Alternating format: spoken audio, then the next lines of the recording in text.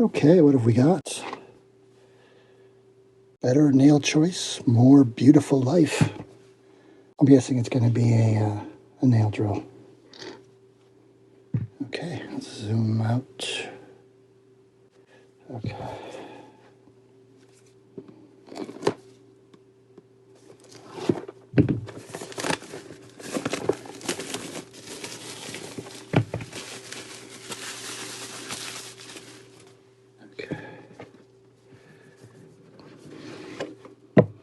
All right. We have, this is neat because it looks like, I don't know if you've ever seen industrial end mills and things. This is the sort of container that they come in. All right. This is the unit, which doesn't scream nail drill when you first look at it, ladies and gentlemen. I don't want to get into what it screams, but okay, inside we have a big fluffy thing for knocking debris off. You get one bag with a zillion sanding things on it. They appear to be all the same. Nope, these are fine grit, these are coarse grit. You get a velvet bag of sorts that contains your nail drill, and then you get this container that's got lots and lots of different attachments. That attachment there is what you put these sandy bits on, and then you get a USB-C to USB-A cable for charging, and then you get your little booklet. 5 volts, of course. Working voltage, 3.7 volts. And it tells you what bits you get with it. But basically you get buffing bits, the white bits are buffing bits, and then you get some grinding bits, and then you get some detailing bits. Okay, and then I'm guessing this is a cap, comes off, boom. Okay, and then you get it at one of your bits. How does this case come apart now? Yep. Okay. So,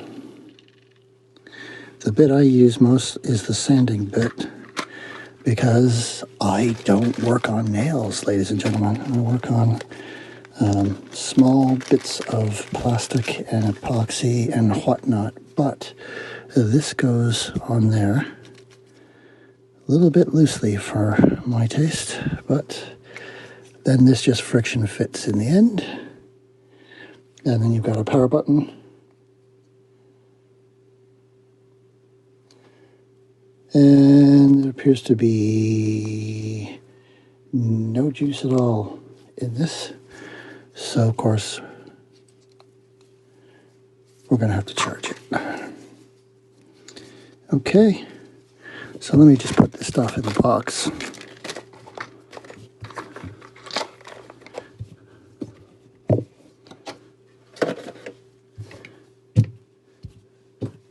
And we'll give it a charge and come right back. All right, so we're all charged up. Took the liberty of putting a sanding disc on there. And you might recognize this from a previous video where I sanded into this area right here. There's some dried glue on here, up here. I'm going to try and sand that off.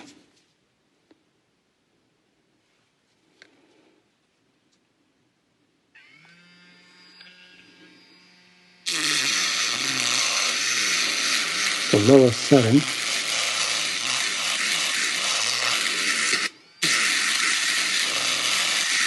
Let's go to medium.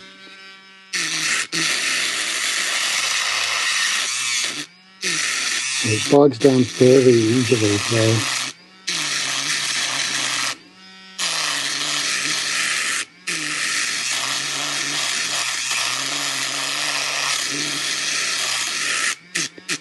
The fitting doesn't really grab the sanding cylinders very well, and so they tend to slip. I don't know if you can see that on the camera, but let's crank her all the way up. It works best when you barely touch it. Any pressure at all and it bogs down. If that's good for the kind of work you do, because sometimes that is.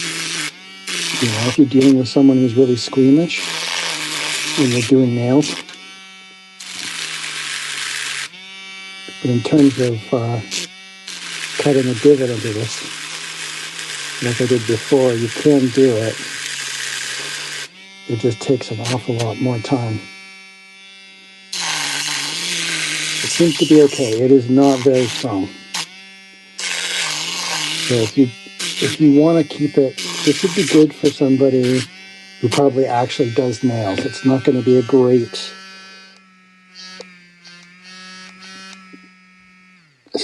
great, rotary tool for someone who's doing crafting. But for nails, it'll probably be fine when you're doing things that are quite fine. If you really want a tool that's going to be sort of heavy duty and enable you to remove a bunch of material very quickly, you're probably going to want to go with something that's corded. All right.